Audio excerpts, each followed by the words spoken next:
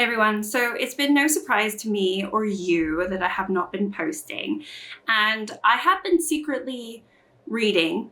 I just haven't been posting any videos. It has been very, very busy. Obviously we had August, summer, and then straight back into like work mode come September, and I just haven't felt like putting up any reading vlogs or any kind of updates in that respect. But there are a number of books here that I really want to read this season, like this autumn, fall season. I'm really into my witches. I'm into these spookier vibes. I really want to dive in to more of that kind of, spooky season when we get into October and then November. I kind of want to like fall slowly into winter. So I'm really looking forward to it. I've already been reading along those lines anyway. And before I get through these books, I wanted to share with you the books that I want to be reading and that I will be reading. It's basically a TBR, right? It's a full TBR. I don't generally believe in TBRs in terms of them working for me, but I have put this TBR together and so far it's been working for me because I've already read like 3 books. I think it's 3 books and I am on the go on one of them. I'm almost done with it. And I have this whole list of books here that I want to read. So anyway, let's talk about it. I'm going to share with you what I have on the TBR. And then what I think I'm going to try to do moving forward is like a weekly update video. I've seen some other booktubers do this, and maybe it's just a little bit easier to like update you every single week. What I've been reading, what do I think, what's going on, what new books do I have? Because I don't know if I'm very good at themed videos. There's some content out there that's a lot of fun and people really do well in it, like reading for 24 hours and things like that, which I have tried to do, and I have a video of that from last year. But realistically, is it the way that I like to read? No, it's not. And generally when I'm reading, I look like shit. I don't have any makeup on. I'm lying in bed. And the last thing I want to do is pull up my camera and talk about it. So I might just do like a weekly kind of video moving forward, but I still have my monthly wrap-ups and any other weird things that happen in between. So hopefully that works. I know my channel is very small and, not too many people click on my video, but if you are interested, I do want to grow the channel in some way. I'm just trying to figure out what works best for me in this realm, because I don't know if what I have seen other people do is what I want to do. But anyway, let's get into it. So I have them kind of separated by month. So I have everything I still want to read or have already read in September here. And then October, November is like over here. So we'll start with this month and we'll start, I guess, with the ones I've already read. I'm not going to talk about them. I will talk about them in my wrap up. But I did read The Crimson Moth by Kristen Ciccarelli. I've seen that they changed the name of this, like the cover is completely different now and the actual name of the book has changed. It's like Heartless Hunter or something, I don't know. I've read it, I will talk about it in my recap, but yeah, I read it. When I read the synopsis, I was like, you know what, I really do feel like going into like witchy vibes. So that was like what prompted me to want to put this list together and like really start getting into these vibes. So I read it. I'll wait until my wrap up to talk about it. Next up, I was already reading this one, so I just wanted to like throw it in here. This one I have read, The Good Bad Girl by Alice Feeney. Again, I'll talk about it in my catch up. That one doesn't really fall into spooky vibes, but then here we go. I read this one as well, The Whispering Dark by Kelly Andrew. This one, I don't know what I feel about this one. I still need to wrap my head around what I read in this book, but again, I'll wait for the wrap up. So I read those 3. There are 2 others over here, but they don't really qualify for the theme. Good Bad Girl doesn't really either. I don't know why I mentioned that. Anyway, moving on to what I'm currently reading. I'm currently reading this, Garden Spells by Sarah Addison Allen. Now, I saw this as a recommendation and then I bought it, I don't know, maybe 9-10 months ago. Never picked it up, and I was just thinking, well, this is about witches. This is kind of cozy, and I'm really into like a cozy witchy vibe. So I thought, okay, fine, let me read this. So I'm halfway through at the moment, and I'm enjoying it so far. So that's got me in the mood. And then I also these ones are to be read. So I have The Nature of Witches by Rachel Griffin. I did start reading this book last year, but I started reading it too late. And by the time I was reading it, we kind of moved into November and I, for whatever reason, wasn't feeling it. So I got to, I don't know where I got to. I mean, I was tabbing quite a lot, but I got to like maybe like 70 or whatever. And then I stopped reading it. So I'm going to start over. This was a soft DNF because there was no reason for me to stop it other than I just wanted to read something else at the time and I just haven't picked it up. It is a YA novel.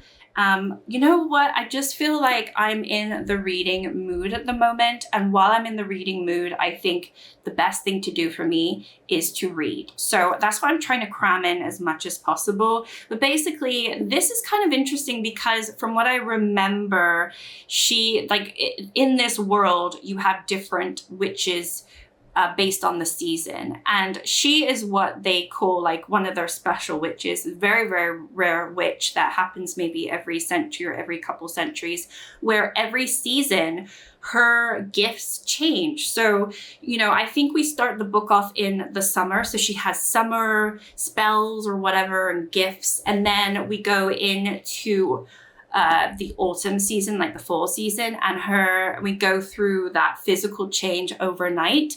And I think that's the point where I stopped reading, but all of her spells change, even her personality changes. The people, if she's in a relationship, potentially her love for her partner would change too. So really like every 3 months, she's changing personality, which I thought that was really interesting. There's an underlining theme of climate change as well in this book. I don't know how it is moving forward and what really happens, but generally it's basically about the non-magic people, which are like the rest of us humans. We're destroying Earth and the witches are trying to conserve the Earth. You know, that's what it is. They're trying to save the Earth, which is not a bad theme, but that's what I gathered from it. And I don't know, at the time I just didn't want to read it, but I feel like it's going to be cozy and there might be a romance. So I want to read that this month because I don't think it's going to give me the spooky vibes that I'm hoping for what I need in October. But again, I haven't read it, so I don't really know.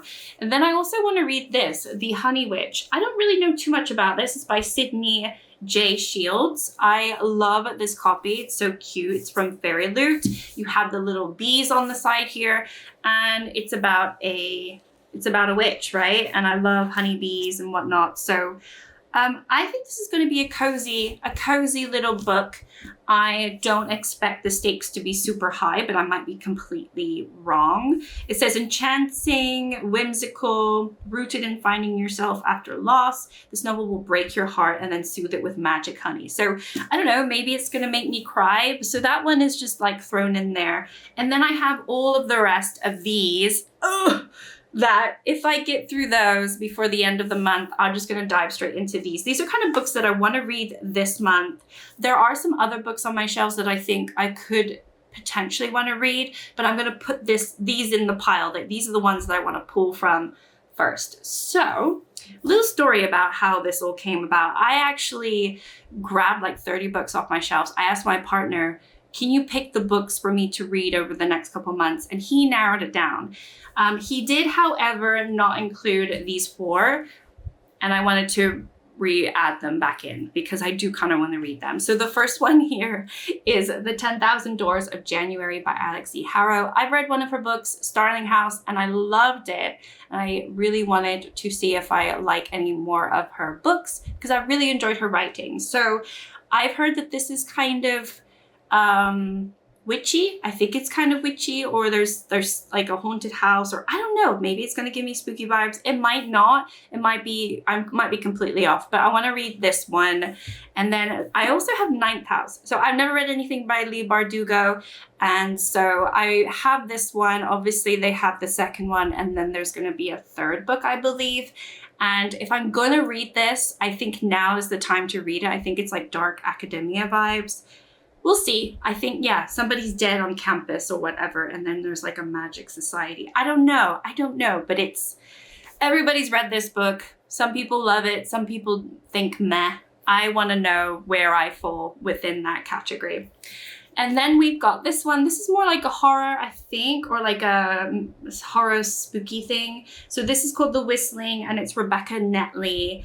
And it's about a nanny on a Scottish island, and it looks cold. So I'm thinking with this one, I might want to maybe save it for November. So right after we're getting more into like the colder nights, I'm thinking this would work really nicely and get me in the mood. So I'm really trying to be strategic about this, but I might completely change my mind and just want to read romance novels. I don't really know. And then we've got Hex. So Hex, I did want to read last year, and I did start it, but I don't know, for some reason I wasn't getting into it. I have read Echo by Thomas Oldhubelt. Oops. And that one I gave it a 4-star. I thought it was different. I don't know. I actually really liked it, and it's still a book that I think about often. So this one just seemed very different. And this is the first one that he released, and like the one that like once it was translated, it got really, really popular. So when people talk about Thomas Oldhubelt, they generally have read Hex as opposed to some of his other books. And I don't know, maybe because I've read Echo before this one, it's just not, it didn't vibe with me last year, so I had to put it down. It was another soft DNF, and I read like 20 pages, and then I was like, I don't want to read this. It's a little bit different. So I'm going to start over with fresh eyes, fresh mind, and not have the same expectations as I had with it right after reading his other books. Obviously, it's been a whole year now, and so, you know, I'm just going to read it as it is and not compare it, I guess. Okay, what are these doing here? I was meant to talk about these. These are two other ones that he didn't pick, but I picked. But whatever, it doesn't matter. It doesn't matter. So I want to read this. I don't really feel like anyone talks about this book. This is The Lost Apothecary. And I don't know why I bought this. This was in, I think, my first haul ever on this channel. This is, who is the author? Sarah Penner. And I don't know why, but it's just like apothecary. It's going to be like a magic, or I don't know, something going on. I don't actually know what this is. A mysterious figure. I don't know. I have no idea, but it's small. It's small. There are less than 300 pages in here. I feel like I could cram it in somewhere if I feel like it. And then we have another horror. This one is another translated horror. So Thomas Oldhubelt is also a translated work of fiction.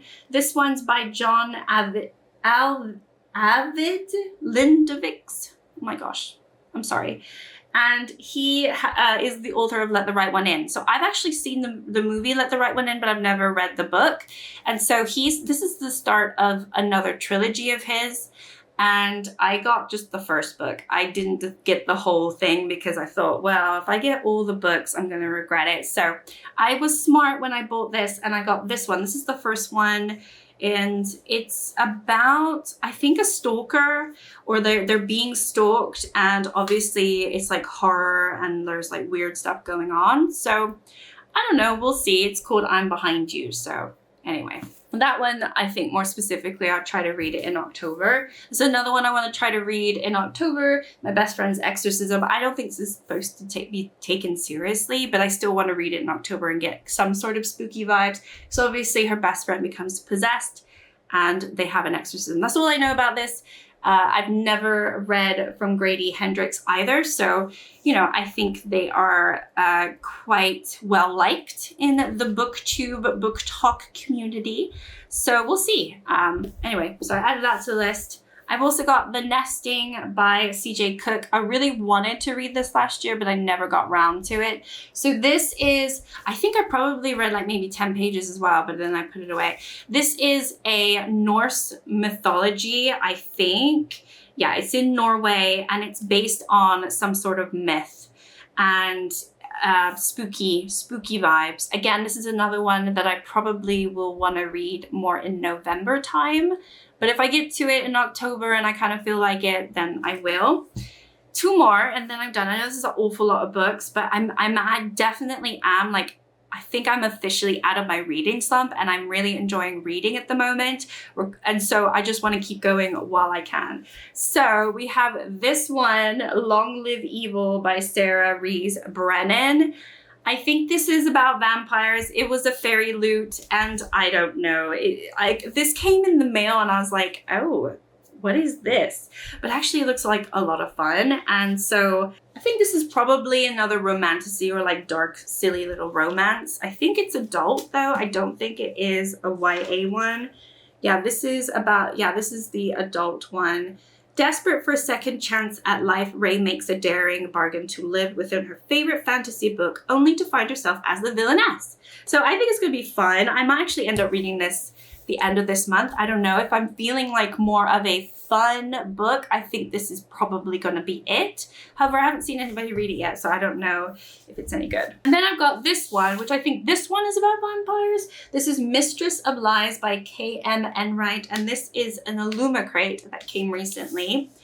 And this one has some gorgeous imagery in there, and I thought, how can you not? Looks like Dracula. Yeah, I think this one, something about blood magic, so I don't know. It seems kind of like a vampire-y. If it's not, it's like a, darkly seductive romantasy debut with a villainous, bloodthirsty heroine who finds herself plunged into the dangerous world of power, politics, and murder in the court of the eternal king. Sounds like a lot of fun. I think these two will be more fun and like easier to read. So on those days where I'm like trying to get through a horror book or one of these translated works and I'm like, I can't get through it, maybe I'll pick up one of these to get me out of that slump. Because I feel like romantasy always is easier to get me out of the slump. And I think Crimson Moth did that for me because I read these two books, which I'll talk about in a wrap-up video. And boy, they were hard to get. Like I read them, they were fine, but I really wanted like something like good. And I read Crimson Moth in like 24 hours. It was like the easiest book ever. So I think that got me in the mood to reading. So sometimes it doesn't take a work of art to get you to want to read. All right, I know I spoke an awful lot in this video, and that is my TBR for the next few months. I'm gonna try to do this. I tried to do a monthly one back in the day, but it didn't really work out for me. I never stuck to it. So who knows if this will work, but I feel like it's working so far, so that's why I wanted to film this video before I get through all of the books, and I never did it. And I know people like to have these TBR videos because it gives them an idea of what potentially they should read as well. And then of course, I'm gonna try to do the weekly videos, like updates, like what did I read this week? I've seen some other people do that, and I've quite enjoyed their videos, and it seems a little bit of a lighter content for me to do at this time while I'm still busy and while I'm figuring out what to do on this channel, because I'm not entirely sure. I'm not sure. If you want to let me know which type of videos you like to see in terms of booktube, that would also be very helpful. Just because I know what I like to watch, but what I like to watch is hard for me to film. So, you know, I can't be doing vlogs all the time. It's just not gonna happen. So I think, yeah, I don't know, we'll figure it out because I definitely have the reading bug. So I wanna like keep the content going now that I'm back to filming again. Hopefully back. Anyway, thanks so much. If you made it this far, do a little like bat emoji. I think that would be fun. But otherwise, I will see you all next time in my next video. Bye.